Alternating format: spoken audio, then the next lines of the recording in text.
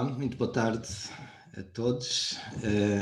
Bem-vindos a este nosso encontro hoje da tarde para comemorarmos também o Dia Mundial da Terra, que apesar de ter sido na quinta-feira passada, dia 22, pois queremos com esta palestra, esta conferência, pois marcar-se também esse dia.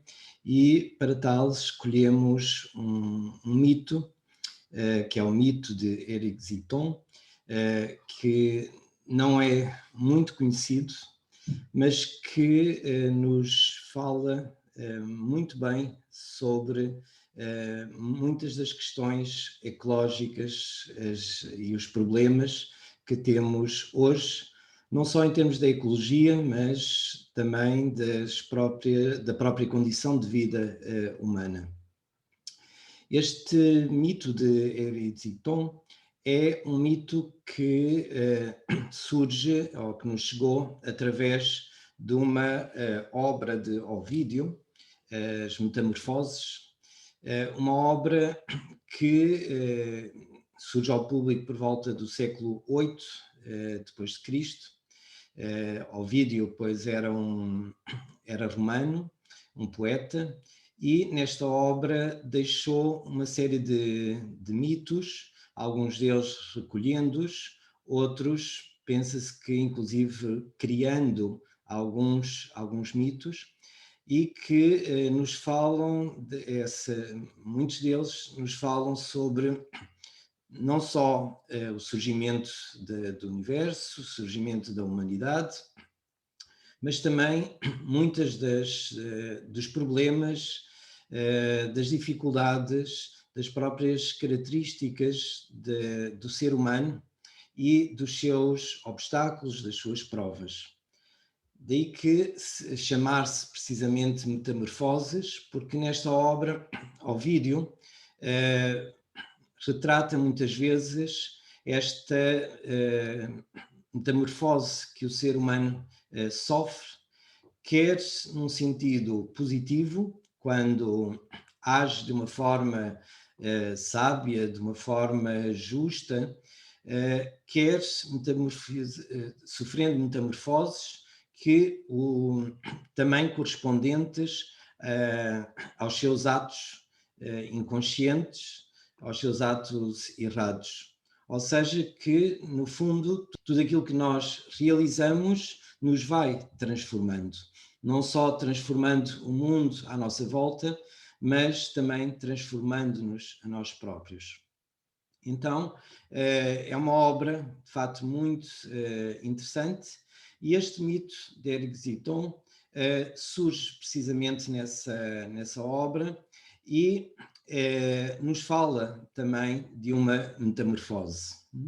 E antes, naturalmente, de analisarmos, de refletirmos um pouco sobre este mito, irei, de uma forma muito resumida, contá-lo, para que todos o conheçam e aqueles que o conhecem, pois poder recordar as partes mais importantes deste mito. Então, o mito começa por nos falar deste rei, Éric Ziton, que era um rei da Tesália e que um rei extremamente rico, extremamente poderoso, mas que tinha tanto de rico como de déspota, como de desprezo pelo sagrado, desprezo pelos deuses e desprezo, diria mesmo, por tudo aquilo que eram as diferentes formas de vida que o circundavam.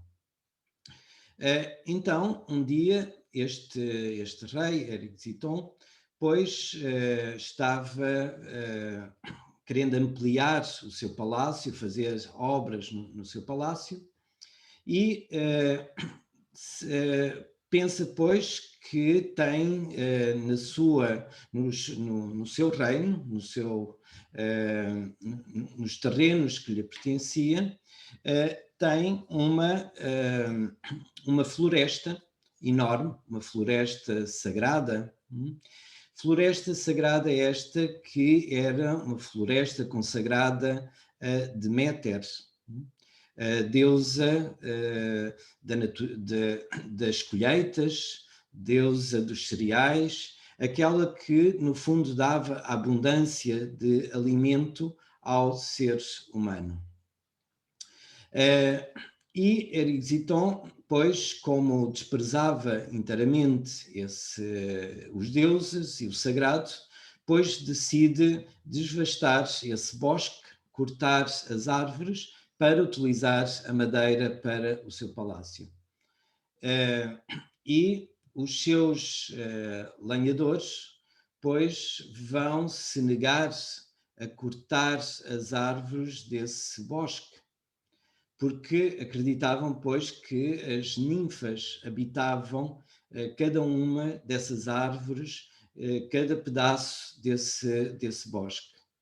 E Erixiton, pois, vai à própria floresta, onde se encontravam esses lenhadores que se negavam a cortar as árvores, e se depara com um carvalho enorme, uma árvore gigantesca, belíssima, forte, e o seu olhar se fixa nessa árvore e, pois, manda que cortem essa árvore, que irá dar uma quantidade enorme de madeira e de grande qualidade para o seu palácio.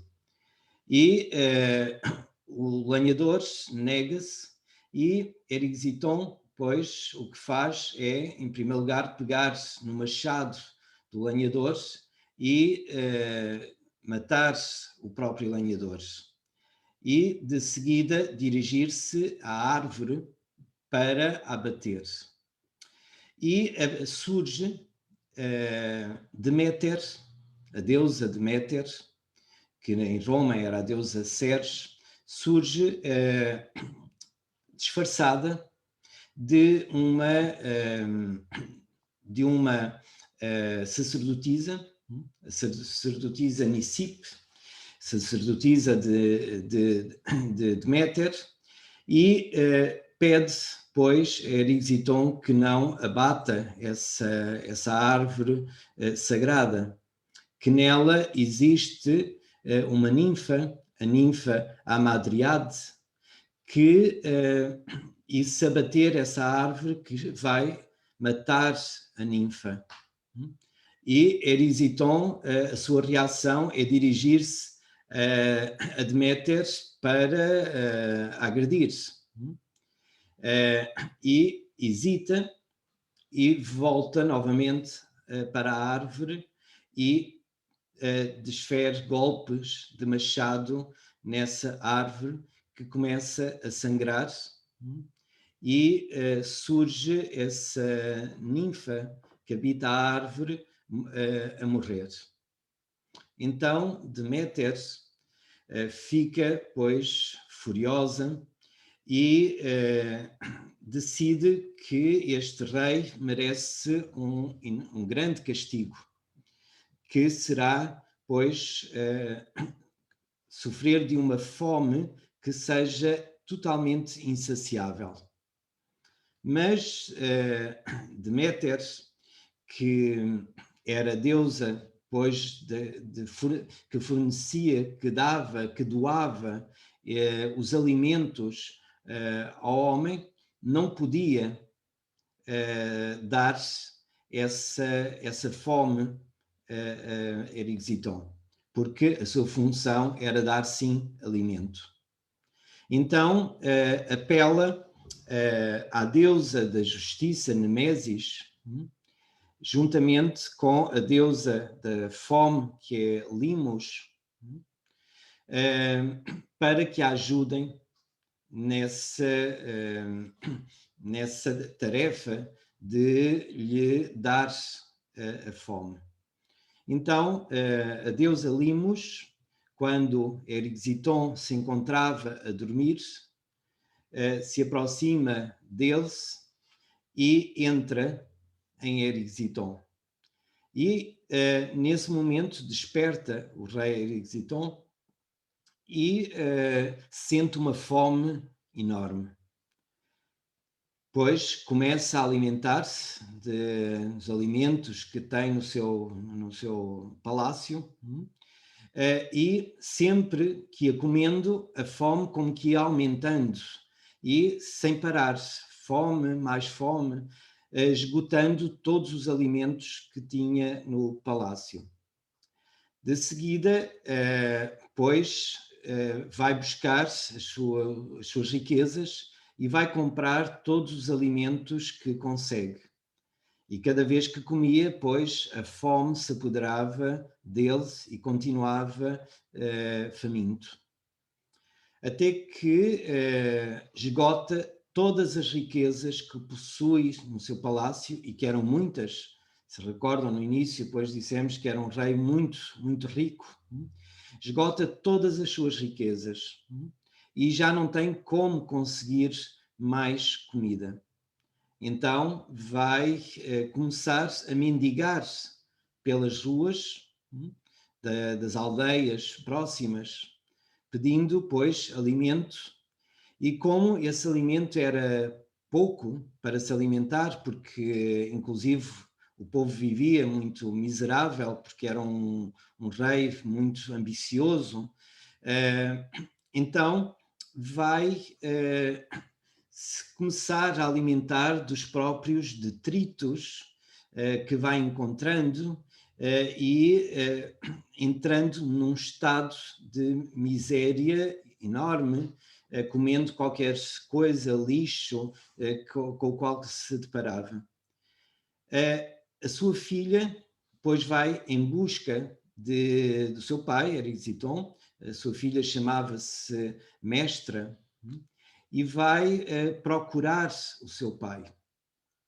E encontra-o nesse estado miserável, abraça-se a ele chorando com muita piedade, muita pena da situação do seu pai, mas o seu pai olha nos seus olhos e o que vê não é de facto esta dor, esta compaixão da sua filha.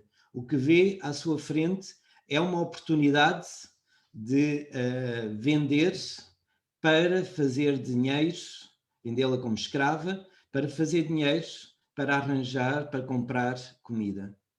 Então, vende sua filha, e esta, pois, que era enamorada do deus Poseidónis, deus dos mares, das tempestades, pede auxílio a Poseidónis para se conseguir libertar dessa escravidão ao qual tinha sido sujeita pela venda que o seu pai fez. Então, Poseidónis deu-lhe um dom, o dom de se metamorfizar, de mudar de forma, podendo mudar de forma para outra pessoa, animal, e deste modo conseguiu-se libertar do seu dono.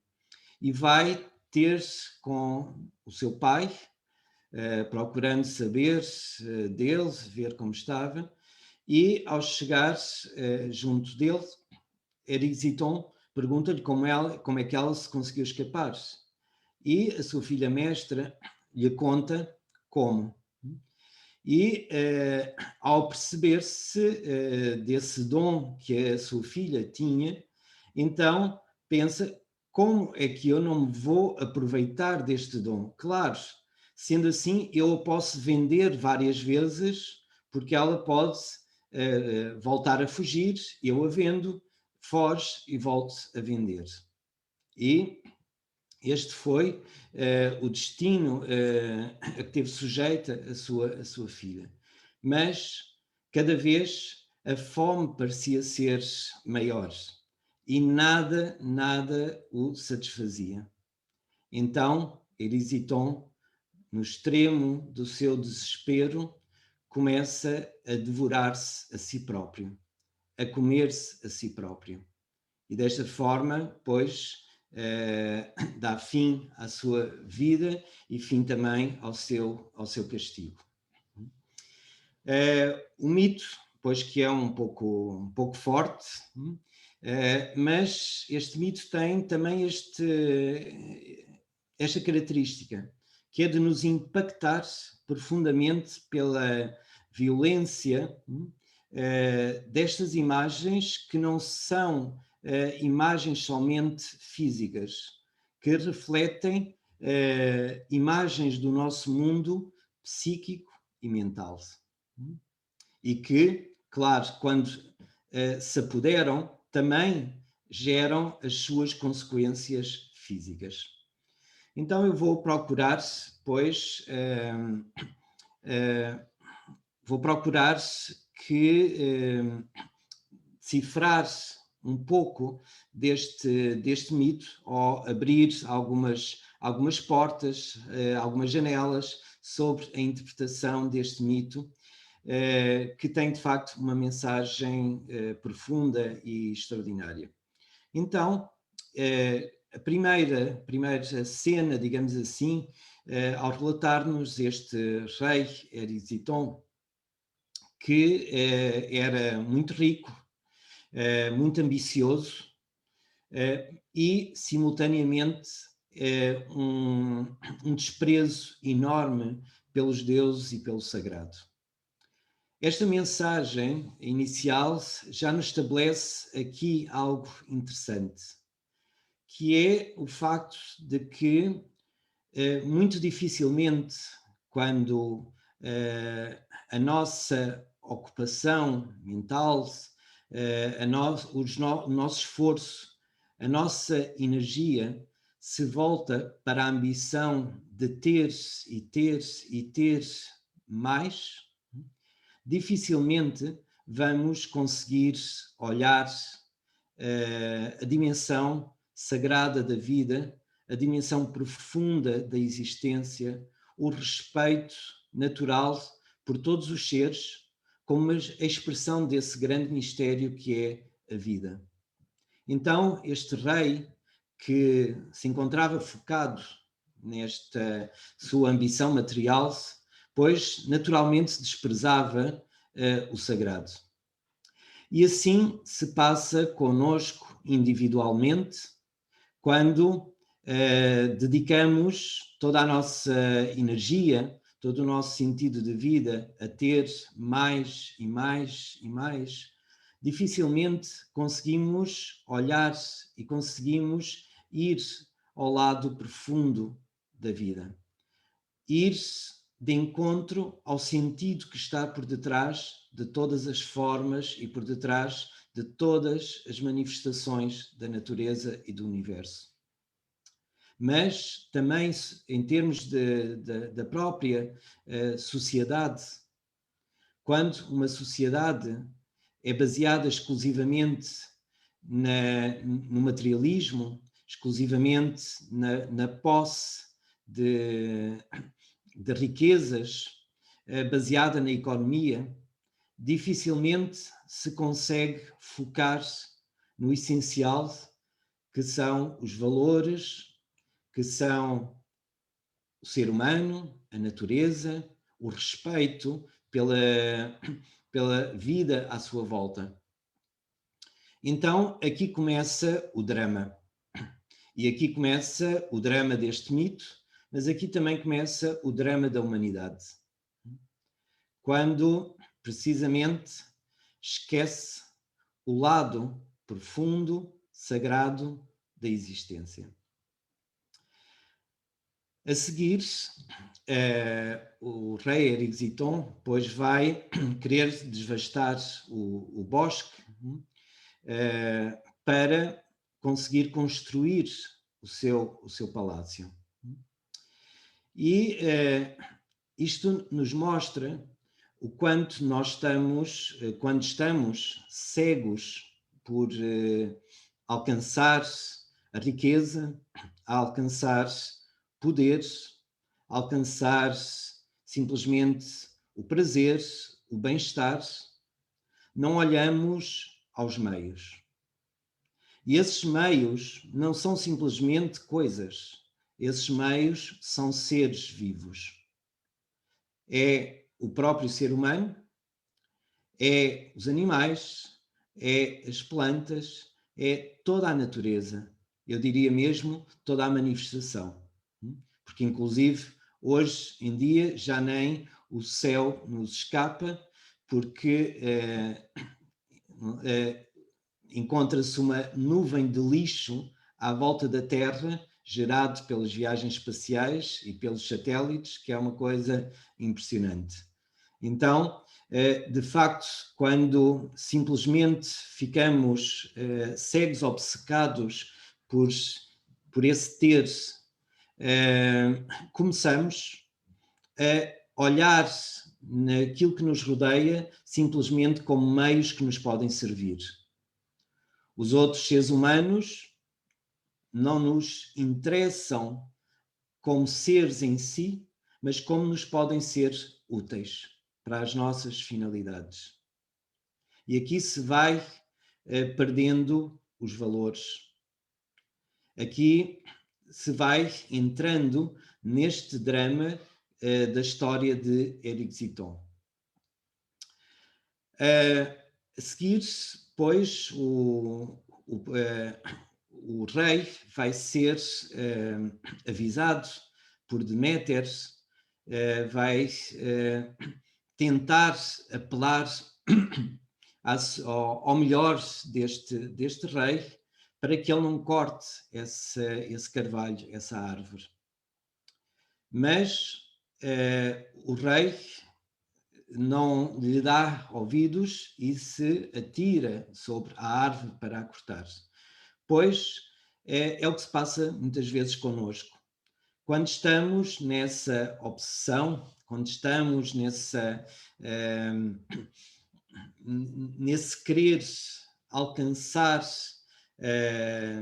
esses objetivos materiais, pois não damos ouvidos aos avisos que a própria existência, a própria vida, a natureza nos vai dando.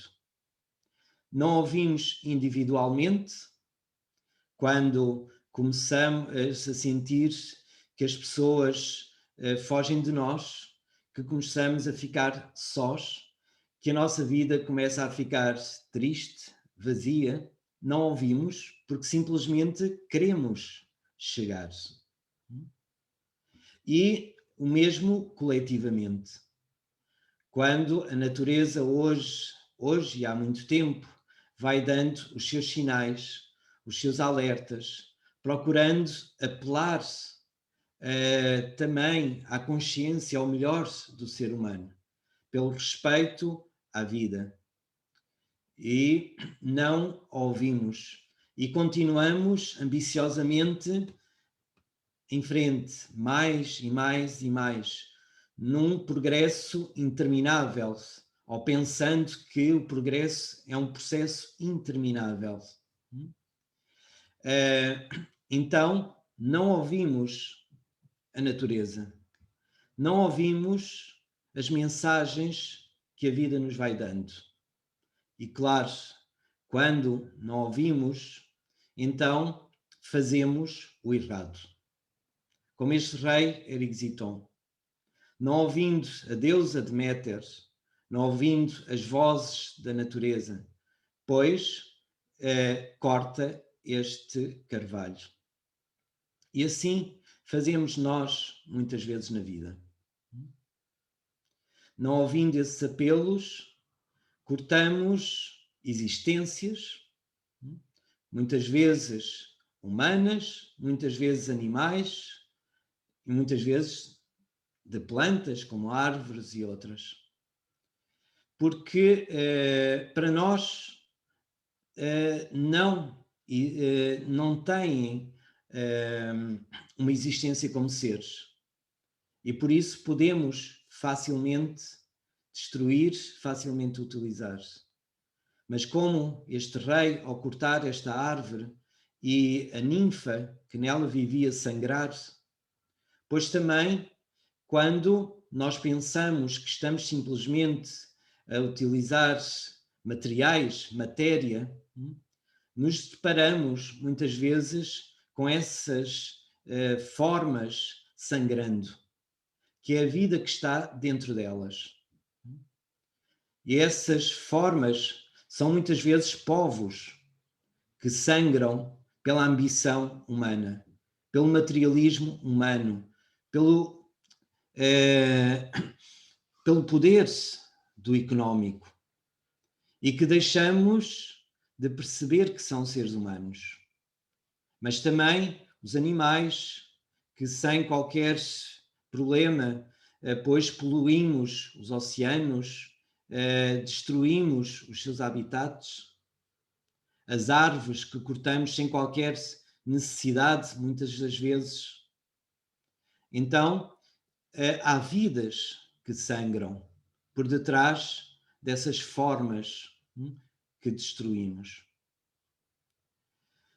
E quando nem esse sangue nos faz despertar a alma e faz despertar o melhor de nós e o nosso arrependimento e a nossa necessidade de recondução da vida e dos objetivos, então, pois, inevitavelmente sofremos esses resultados. E claro, como neste mito, Deméter, que era a deusa, pois, das colheitas, deusa da abundância, dos alimentos, não pode dar isso ao ser humano. Esta é uma imagem também da grandiosidade da Terra, que não castiga os humanos, apesar de tanto mal que lhe fazemos, e está sempre pronta a dar-se, esgotando-se, como uma mãe, de facto. E por isso a expressão Mãe Terra é muito, muito verdadeira. Não é só uma imagem poética, é uma imagem de verdade. Daquilo que é a Terra sempre pronta a dar-se, a esgotar-se, secando-se da nossa exploração, como uns filhos desnaturados que não têm qualquer piedade sobre o esforço, a dedicação da sua mãe e não retribuindo com qualquer forma de amor. Então, apesar de a Mãe Terra ser grandiosa e sempre pronta a dar, sem nunca reclamar e castigar, mas a lei, Nemesis, ou como dizem os orientais, o karma, não perdoa. A mãe pode perdoar, mas a lei da vida não perdoa. Então, Nemesis vai ajudar, pois, Limos, a fome, a fazer essa justiça. E então a fome se apodera de Erysiton. Essa fome que se apodera de Erysiton é a fome, pois, da ambição, que surge sempre quando nós perdemos o verdadeiro sentido e a verdadeira direção onde se deve centrar a nossa ambição. Sabem que o ser humano tem um caminho a percorrer de desenvolvimento, de se conhecer, de ser melhor, de conquistar valores dentro de si. Quando perdemos ou quando esquecemos esse caminho, criam-se formas de compensação. E isso se passa individualmente e se passa também nas sociedades. Quando a nossa vida é vazia de conteúdo, vazia de sentido, de busca de um lado mais profundo, diria mesmo um lado sagrado da vida, pois começamos a buscar compensação. É como acontece com muita gente que tem carências afetivas, busca na comida uma forma de compensar esse conforto, esse estado de satisfação. Assim é o ser humano. Então ele vai procurar e passar essa sua busca para a busca de ter coisas. Mas essa busca da posse, do ter mais e mais, é algo como esta fome se torna insaciável. Porque não é o que verdadeiramente nos sacia. Então, ficamos cada vez mais desesperados. É como uma toxicodependência, uma droga, que cada vez requer mais e mais intensidade, procurando nessa maior intensidade a compensação do vazio da sensação que experimentámos anteriormente e que na verdade não nos satisfez. Então necessitamos de mais. E assim é a nossa vida quando nos focamos nela como compensação e não como busca verdadeira. Mas também as nossas sociedades, ao esvaziarem-se de valores humanos, ao deixarem de estar centradas sobre o desenvolvimento verdadeiramente do ser humano. Então procuramos que as sociedades sejam mais ricas, tenham mais diversões,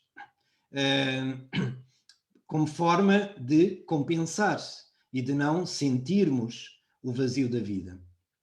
Mas cada vez que alcançamos uma nova conquista material, pois já vem a fome da seguinte. É por isso que hoje a velocidade a que se produzem novidades de consumo é enorme. Há umas décadas atrás, primeiro que, imaginem, por exemplo, uma televisão. Antes que o tempo entre um modelo de televisão e outro que voltasse a surgir, às vezes eram décadas.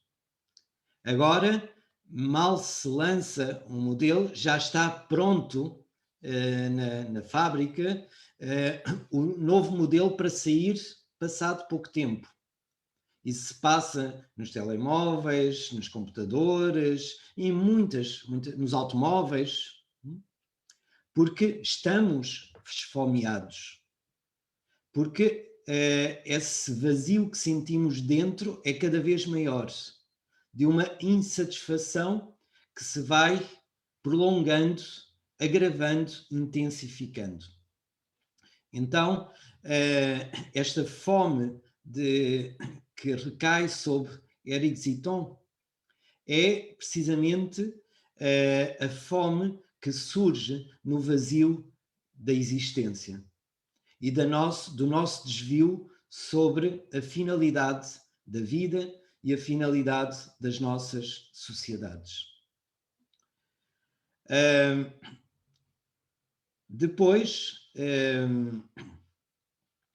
Eric Ziton, pois, essa fome se apodera deles e começa, pois, a devorar toda a comida que possui e, de seguida, a gastar todo o seu dinheiro para ter mais e mais comida.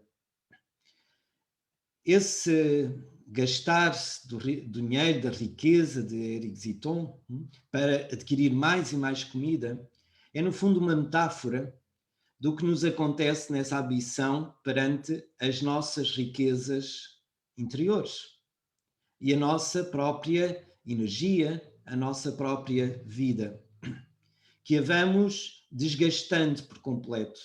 Vamos desgastando nas nossas relações humanas, vamos desgastando na nossa relação com a natureza, a vida à nossa volta, vamos a perdendo, porque essa fome de ter, de consumir, nos tira toda a nossa energia. E reparem, Hoje, muita gente vive cotidianamente para trabalhar, certo? Mas não só para ter as coisas básicas que necessita, a sua alimentação, etc. Mas sim para satisfazer todos os símbolos de sucesso social, de poder, etc.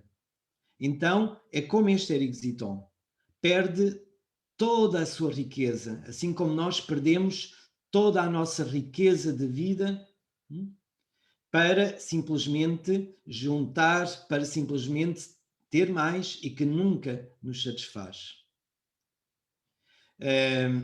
Esse é o destino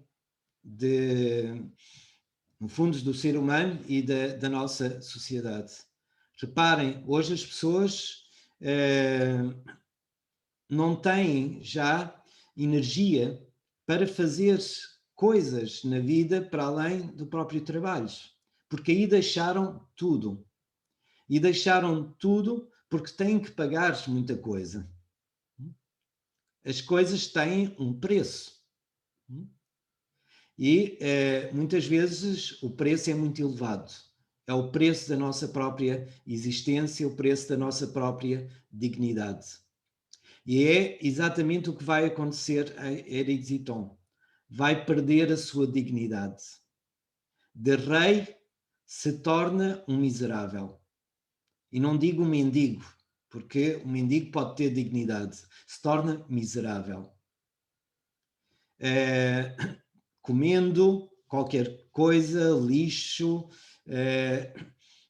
enfim, rebaixando totalmente, porque não tem já sequer noção de que do lixo e daquilo que reside à sua volta. Ele já está num estado de desespero que a fome o cegou, inclusive, sobre aquilo que ele consome.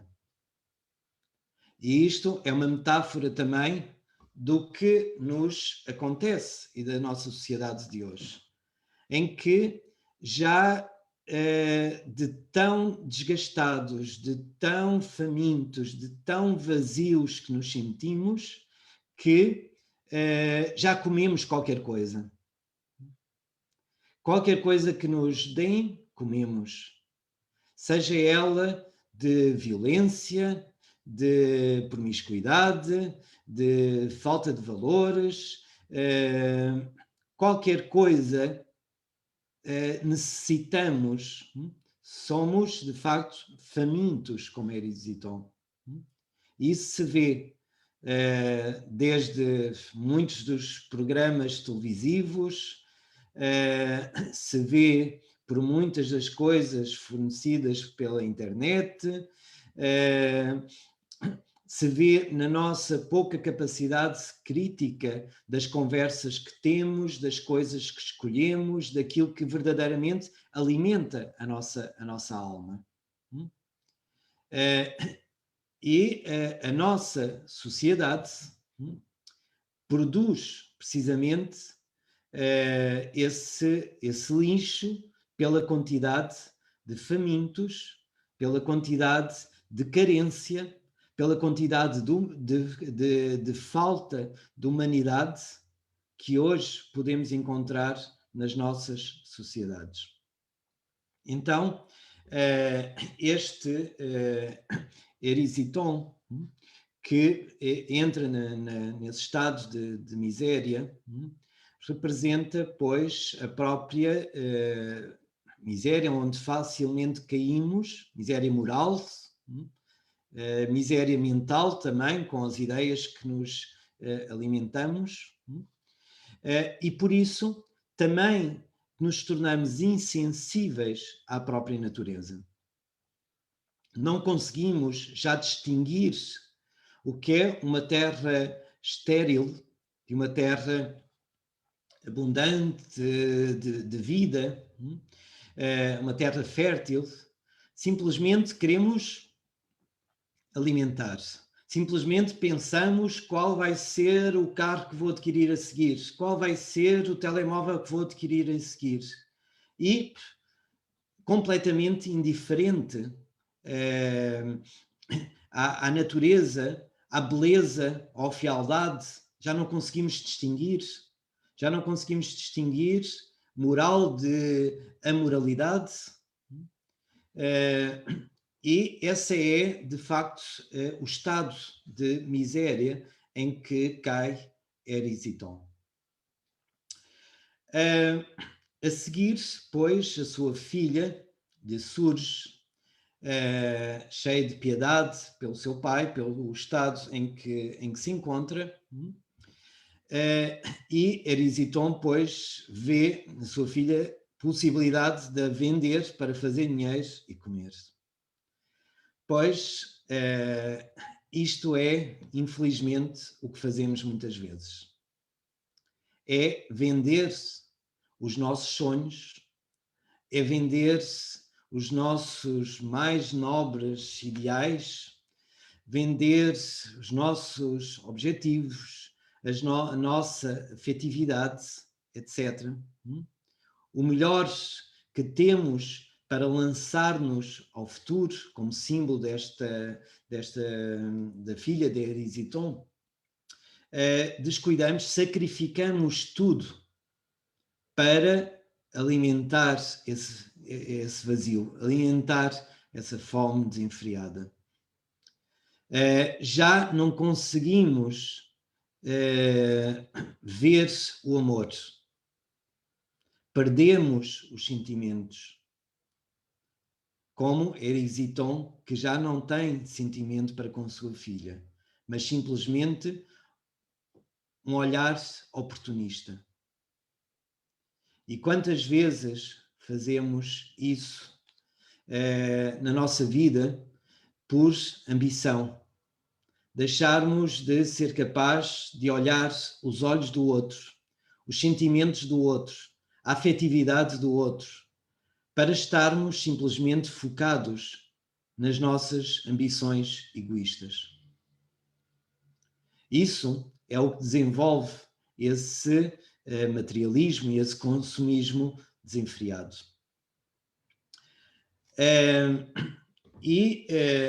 Erysiton vende a sua filha. A seguir surge, pois, a sua filha, mestra, que pede, pois, apoio a Poseidon, o deus dos mares, dos oceanos, das tempestades, para ajudar. E ele ajuda proporcionando-lhe a capacidade de se metamorfizar. E então ela consegue escapar-se, não é, daquele que a comprou. E chegando ao seu pai, pois, o que é que o pai vai fazer?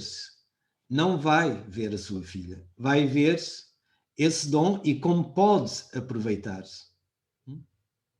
Fazendo-nos lembrar o quanto pervertemos muitos dos nossos dons e muito, às vezes, dos dons dos outros para os canalizar para objetivos egoístas,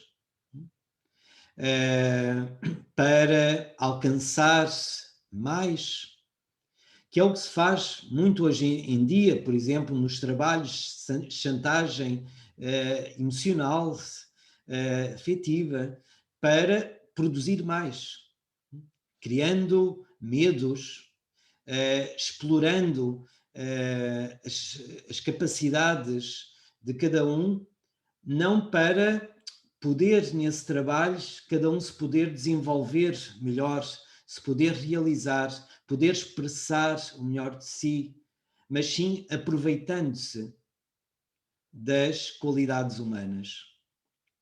Então é isso que Erysiton faz com esses dons que Poseidon deu à sua filha.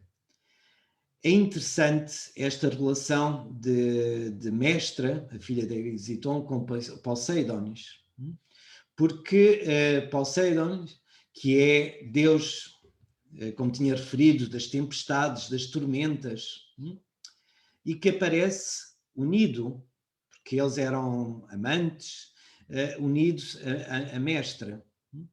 É curioso, porque nos mostra o quanto as tempestades são importantes para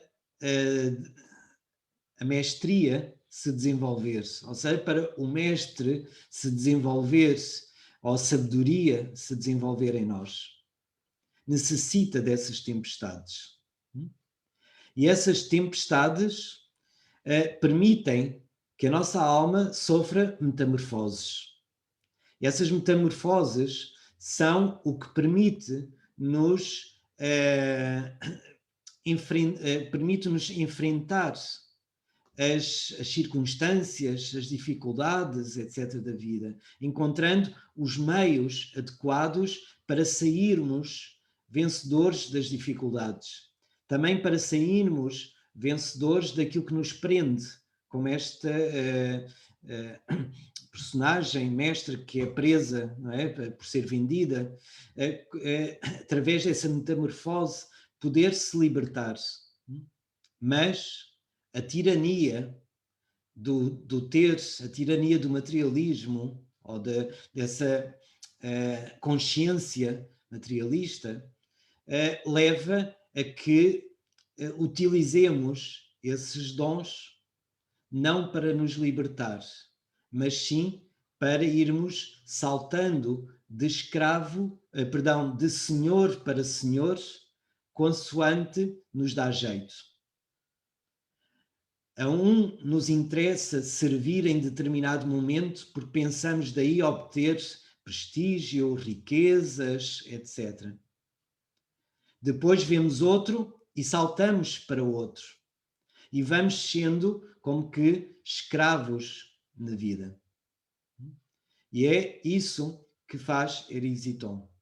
Transformar um dom que permite a libertação e o crescimento da alma humana para se transformar num escravo de vários senhores para obter os seus benefícios imediatos.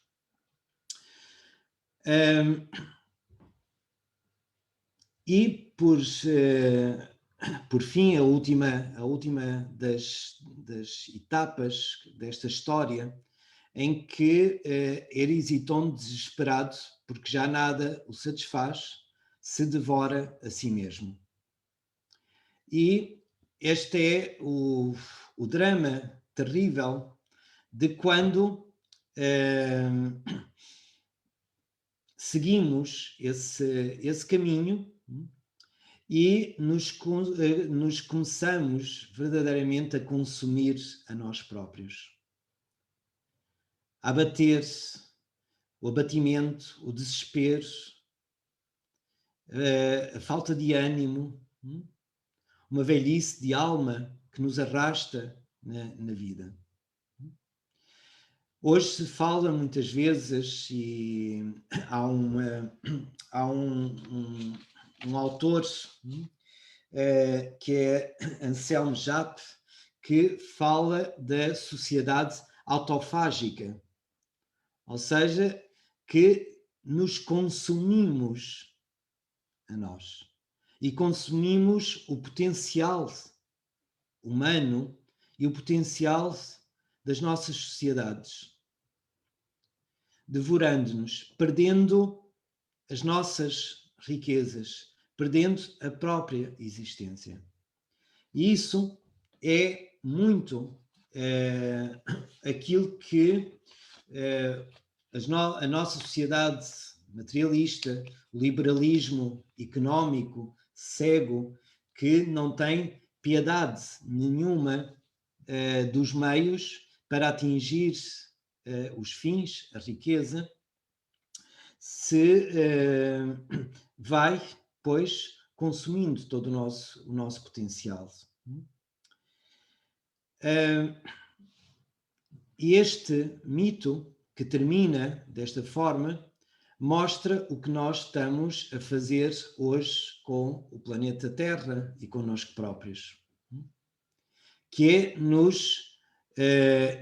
dessa forma de ambição, depois de consumirmos tudo, depois e simultaneamente consumirmos a natureza, os seus bens, os seus dons, as suas formas de vida, nos vamos destruindo a nós próprios. Onde essa ambição de mais, de ter mais e mais coisas, de criar uma feira de distrações, no fundo, no mundo, que, para tal, sacrificamos muitas vidas humanas. Reparem, muitas das coisas que nós consumimos, que são produzidas por seres humanos que vivem não como seres humanos, mas em estados extremamente miseráveis, trabalhando que nem escravos, para nós passearmos uma nova peça de roupa, mostrando-nos ao mundo, mostrando que somos belos exteriormente, quando muitas vezes a nossa fealdade interior é enorme, procurando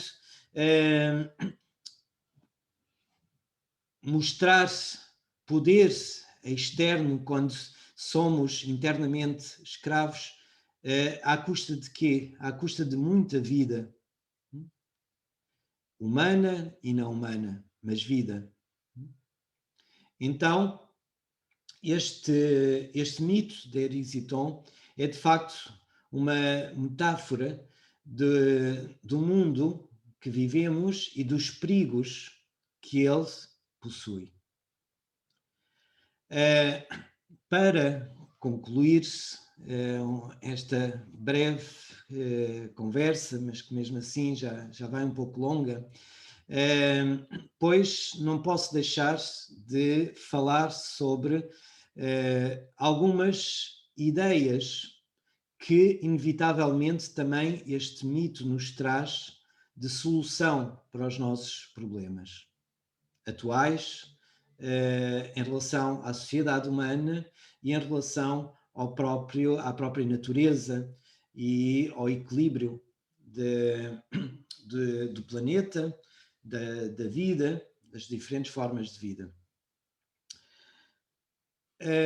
Hoje se fala muito e existem tantas cimeiras, tantos encontros, falar sobre formas de depois minimizarmos o impacto, tudo mais. Tudo isso é necessário porque o estado de saúde é muito grave e necessitamos de cuidados paliativos. Mas não chega os cuidados paliativos. Não chega minimizar-se. Não chega ocultar as dores que estamos a criar. É necessário fazer desaparecer as causas dessas mesmas dores. Enquanto não desaparecerem as causas, os problemas continuarão de uma forma ou de outra. Se resolvemos de um lado, vão surgir de um outro. Porque o problema está lá.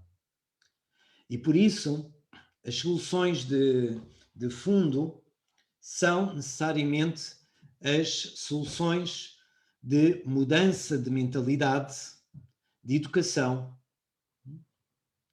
E quando falo de mudança de mentalidade, de educação, não me refiro apenas a fazermos por uma questão de a humanidade se encontrar em perigo e do futuro da humanidade estar em perigo.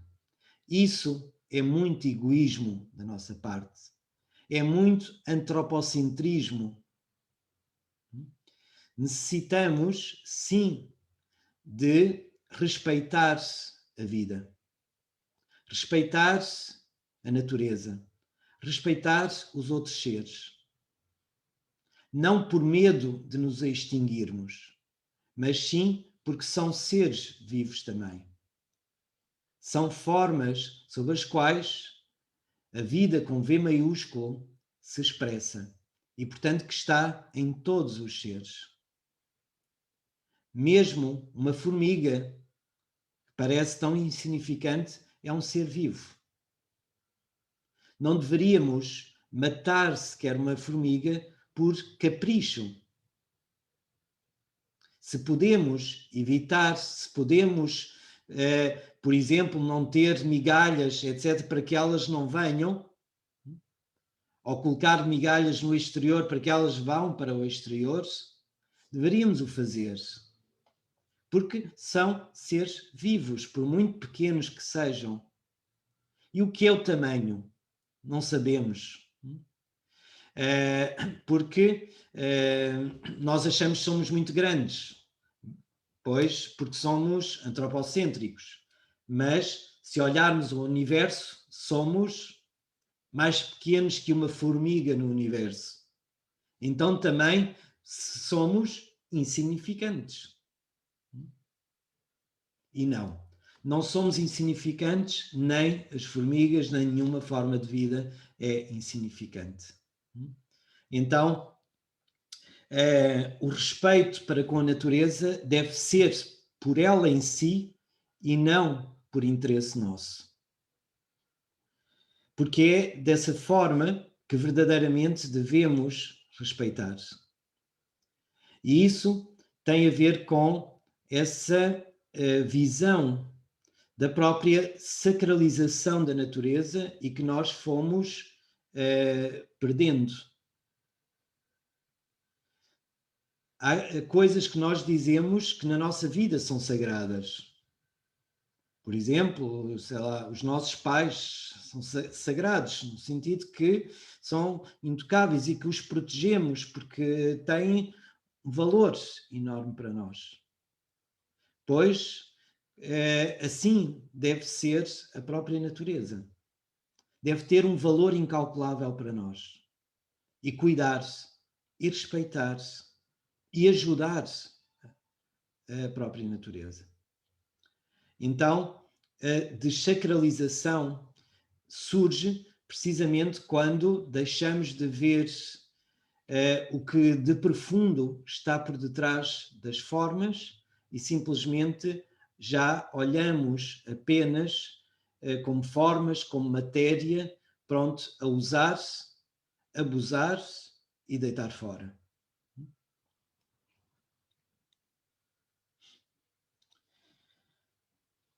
Penso que outra mudança importante, talvez base de muitas das outras, é de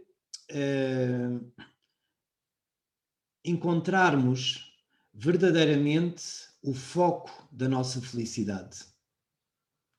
Que a felicidade não está no ter, mas sim no ser. E se incentivamos isso, não é simplesmente incentivar num sentido abstrato, intelectual, é se criamos oportunidade, vivência, que nos faz verdadeiramente sentir que assim é, vamos ter menos necessidade de ter coisas. Porque vamos sentir maior necessidade de ter, sim, dentro de nós os nossos valores, ter dentro de nós as nossas conquistas internas. E com isso, necessitarmos de menos. E necessitando de menos, pois vamos usar menos a natureza à nossa volta. Faz-me lembrar uma história que a conto várias vezes, porque este de facto é um drama cotidiano que temos, que é uma história de Sócrates, do filósofo grego Sócrates, que passeava na ágora, no mercado, com os seus discípulos, e por cada banca da feira que passava, Sócrates fazia uma expressão de admiração. Ah! E passava à banca seguinte, ia caminhando com os seus discípulos, na seguinte, pois, novamente, e os seus discípulos já achavam estranho, pois como é que Sócrates, o mestre, se espantava, se admirava com as riquezas, roupas, produtos de toda a forma que se encontravam nessas bancas, os espantavam. E aquilo ia-se passando, até que houve um seu discípulo mais atrevido e que perguntou a Sócrates: então, mestre, como tu, o nosso mestre, te espantas pelos bens que vendem na feira em cada banca? E Sócrates respondeu-lhe: claro que sim, eu espanto-me com a quantidade de coisas de que eu não necessito. E é verdade, nos rodeamos de coisas que não necessitamos. E porquê? Porque servem muitas vezes para preencher vazio. A própria sociedade de consumo se alimenta precisamente da nossa carência interior. Por isso, não se dá muito alimento interior nas nossas sociedades, porque quanto mais famintos tivermos, mais consumistas somos. E quanto mais consumistas, mais o liberalismo económico mundial se desenvolve e atinge os seus objetivos, não é? Sem olhar a qualquer meio. Então, pois, não me alongando mais, estas 3 ideias finais, penso que nos podem ajudar a criar rumo diferente. Rumo diferente para a humanidade, porque, em última instância, a natureza vai sofrer, a Terra sofrerá, mas provavelmente quem mais vai sofrer é a humanidade. Porque a Terra tem os seus mecanismos de recuperar, já recuperou muitas vezes ao longo da sua história. Agora, nós, humanidade, nos vamos estar a devorar a nós próprios. E falo no sentido alegórico, não de canibalismo, mas nos vamos estar a devorar a nós próprios.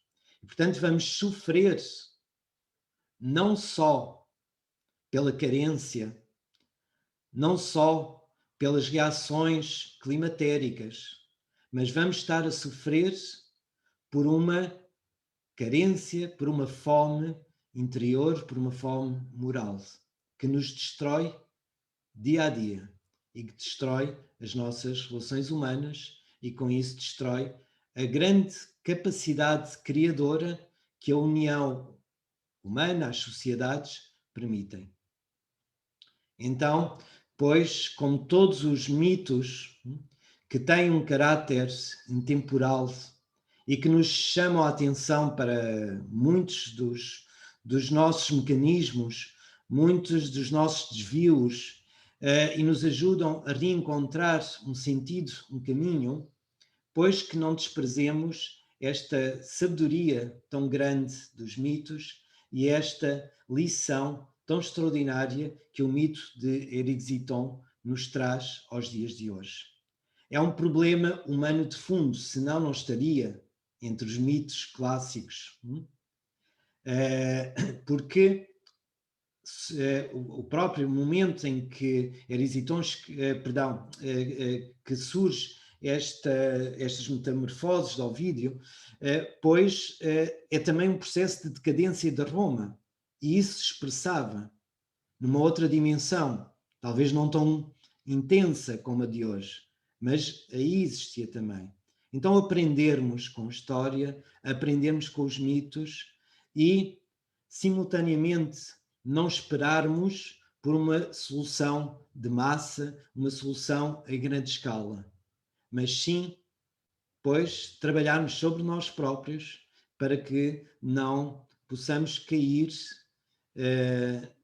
que nem Eric possamos ser, sim, reis dignos, reis que cuidam do mundo à sua volta, que cuidam dos outros e que utilizam a sua riqueza para o desenvolvimento da vida, da existência, com respeito sagrado pela natureza, pela Mãe Terra e por tudo aquilo que nos traz.